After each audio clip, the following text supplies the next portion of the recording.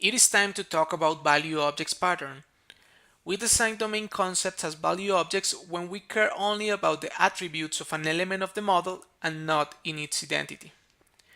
We should not define identity for those objects, and we should give them any functionality related with those attributes.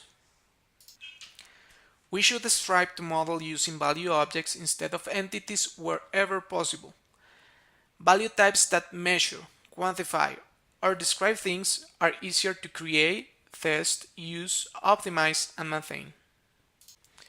When you are trying to decide whether a concept is a value object or not, you should determine whether it possesses most of the next characteristics.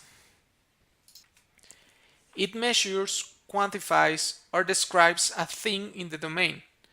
For example, the name of a person describes how the person is called, and the age quantifies how much time the person has lived. It can be maintained as immutable. This means that we can create the object and ensure that its internal state is not going to change after its creation. It models a conceptual whole by composing related attributes as an integral unit. Here we want to say that all the attributes as a whole creates a real domain concept. For example, the attributes country, street, avenue, postal codes, and house number creates the concept of address. It is completely replaceable when the measurement or description changes. For example, we can create a value object address in the customer entity. If the customer changes his address, then the value object can be replaced for a new instance of the address object without problem. It can be compared with others using value equality.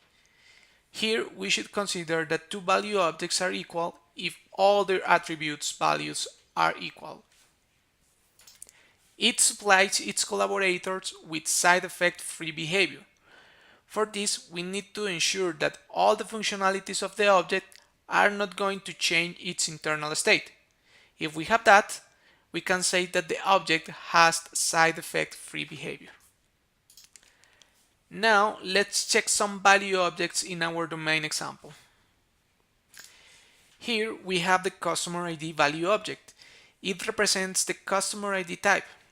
Having a typed ID gives us a better expression of the ubiquitous language and reduce the risk of errors related with ID assignations.